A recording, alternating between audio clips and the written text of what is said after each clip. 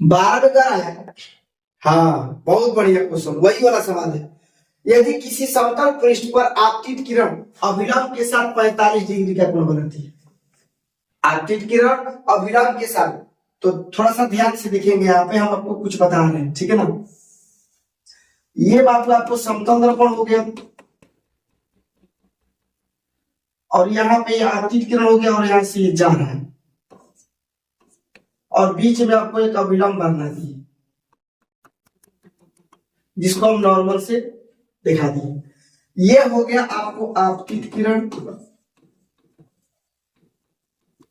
और ये हो गया आपका परावर्तित किरण।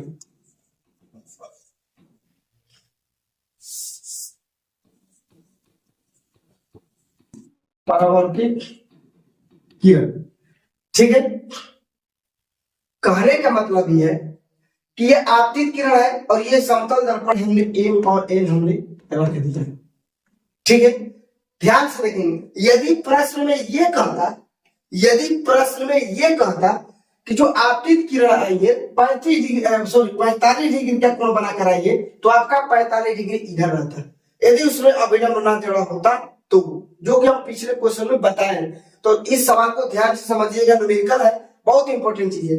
यदि प्रश्न में आपको ये कहता कि आपतित किरण जो आ रही है 45 डिग्री के कोण पर आ रही है, तो आपका एंगल कहां पे रहता है, यहाँ पे रहता। लेकिन ये जो कह देगा कि आपतित किरण अभिलंब के साथ कोण जो बना रहा है, तो वहां पे ये कोण में आई का मान देगा, यानी आपतन कोण का मान देगा। तो थोड़ा सा ध्यान से समझेंगे इस पॉइंट को। कह रहा है कि आपतित किरण अभिलंब के साथ कितना डिग्री का कोण बना रही है, अभिलंब कितना डिग्री का कोण बना रही है, 45 डिग्री का, यानी आई हो गया। ये आई का मान कितना हो गया, 45 डिग्री। तो अब फिर पूछ रहा है तो परावर्तित किरण द्वारा अभिलंब के साथ कितना कोण बनेगा। फिर करेंगे परावर्तित किरण द्वारा अभिलंब के साथ कितना कोण बनेगा, यानी ये क्वेश्चन को भुलवा के पूछा है। जब आई का मान 45 होगा तो आर का मान कितना होगा, 45 डिग्री होगा। ये भी सेम चीज, प्रकाश के परावर्तन के दूसरा नियम के अनुसार कोण आई बराबर कोण क्या होता है, कोण आर, यानी 45 डिग्री ये रहेगा, तो ये भी क्या रहेगा, 45 डिग्री। आपका आंसर हो गया। इस क्वेश्चन को ध्यान से समझिएगा, ठीक है ना। तो आपका आंसर हो जाएगा option number D, 45 degree. Okay, इस क्वेश्चन को ध्यान से समझेंगे। अब चलते हैं अगला क्वेश्चन की ओर।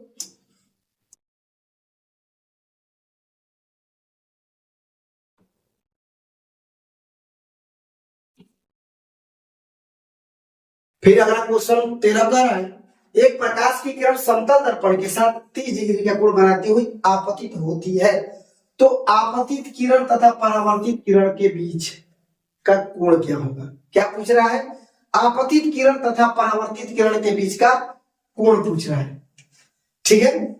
तो हम आपको समतल दर्पण फिर से बनाना पड़ेगा।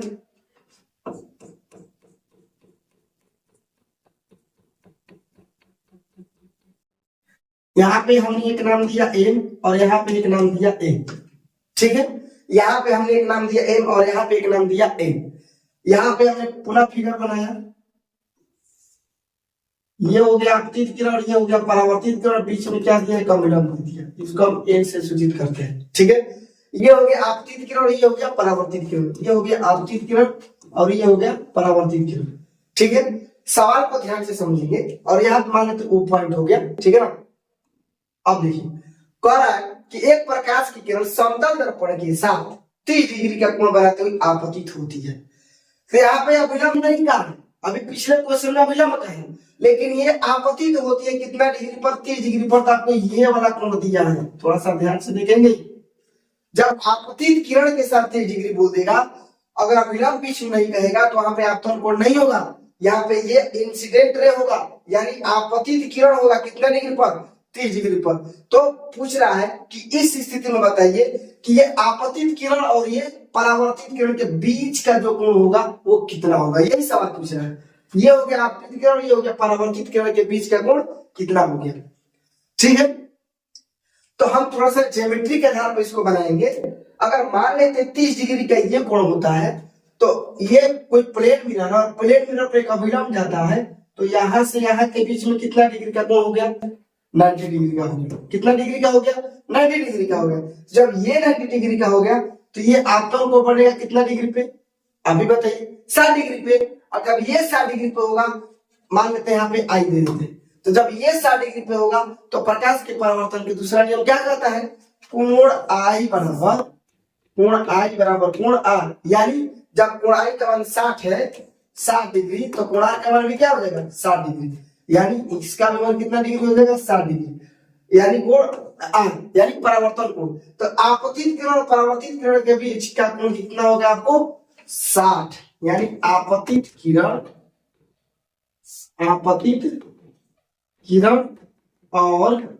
परावर्तित किरण, आपतित किरण और परावर्तित किरण, ठीक है, के बीच का कोण कितना डिग्री हो जाएगा 60 डिग्री प्लस 60 डिग्री, यानी 120 डिग्री आंसर, ठीक है। 60 डिग्री प्लस 60 डिग्री कितना हो जाएगा 120 डिग्री। आशा करते हैं कि आप लोग इस न्यूमेरिकल को अच्छा से समझ गए होंगे, ठीक है ना। तो आपका आंसर हो जाएगा ऑप्शन नंबर सी 120 डिग्री, ठीक है। अगला सवाल में चलते हैं।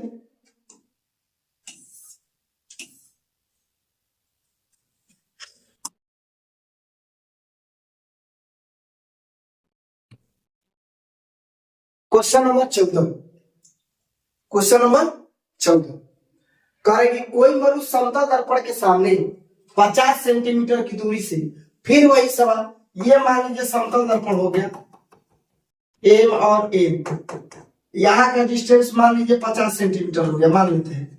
कह रहा है कि 10 सेंटीमीटर के पर सेकंड से वेग से चल रहा, तो 3 सेकंड के बाद मनुष्य और उसके प्रतिबिंब के बीच की दूरी क्या होगी। तो जब 1 सेकंड में आपको चल रहा है कितना 10 सेंटीमीटर, तो 3 सेकंड में कितना चलेगा, तो 10 गुणा 3 यानी 30 सेंटीमीटर। तो कहने का मतलब यहाँ से प्रारंभिक जब इसका 50 है तो इसका प्रतिबिंब भी तो 50 पे होगा।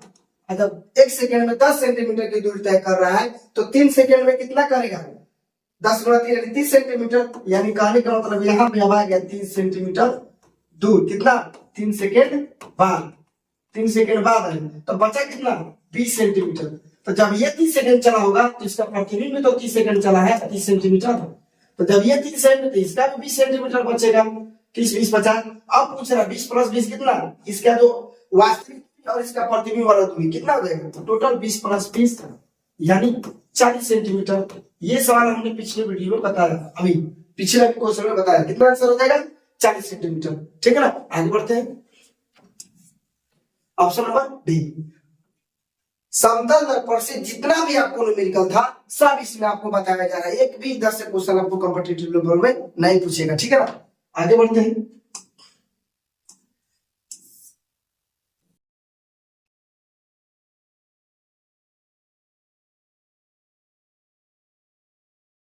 देखिए ये कह रहा है कि एक कमरे में एक व्यक्ति जिसकी छत और 2 आसन दीवारें दर्पण है, इसे मान लेते हैं ये कमरा है। कह रहा है कि ये जो छत है और इसकी 2 जो संलग्न भुजाएं हैं, जो इसकी दीवारें हैं क्या है, वो दर्पण है, मान लीजिए दर्पण है, चमकेगा, आपको फिगर बनाएगा, छत भी है। और कह रहा है कि 2 आसन दीवारें, कौन सी दीवारें, आसन, मतलब आसन का मतलब कहने का मतलब कि एक दूसरे से सटा हुआ रखा हुआ है, ठीक है ना, संपर्क में है। कह रहा है कि आसन दीवारें दर्पण है, ठीक है ना, मतलब दर्पण है, इसका मतलब आप उसमें प्रतिबिंब देख पाएंगे। कह रहे कि उसमें अपना वो व्यक्ति स्वयं का प्रतिबिंब कितना देख सकता है। तो इसमें जब ये छत हो गया, ये दीवार हो गया, तो इनके बीच में कितना डिग्री का कोण बन रहा है, 90 डिग्री का कोण तो बनेगा ही। ये छत हो गया और ये दीवार हो गया, तो कितना डिग्री का कोण बनेगा, 90 डिग्री का कोण बनेगा। तो प्रतिबिंब की संख्या आपको बताया गया है n बराबर 360 बटा में थीटा, कितना होगा ऐसा 360 डिग्री बटा में 90 चलिए 360। अब आपको बताया कि ये का मान 4 है, सब में तो इसमें से जबरदस्ती घटा देना है, क्या 3। अब देखिए एल का मान कितना है 3। अब देखिए प्रश्न से निकालेंगे, एक छत और 2 आसन भुजाएं के लिए आपका आंसर हो जाएगा 3 गुणा 2, 2 आसन भुजाओं के लिए और प्लस 1, तो 3 दूनी 6 प्लस 7, मतलब अपना स्वयं का कितना प्रतिबिंब सकता है, देख सकता है 7 छवियां देख सकता है, कितने छवियां देख सकता है? 7 छवियां देख सकता है। ऑप्शन नंबर आपका हो जाएगा सी।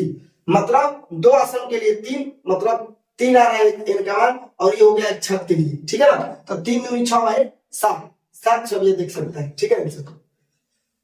तो आप इस प्रकार के सभी न्यूमेरिकल के आईटीसी चैनल पे लाया जा रहा है। तो आप सभी कृपया वीडियो को शेयर करें, लाइक करें और कमेंट जरूर करें, ताकि हम आप लोगों के लिए ऐसा ऐसा क्वेश्चन और पूरा का पूरा संपूर्ण कोर्स आईटीसी के चैनल पर अपलोड कर दे।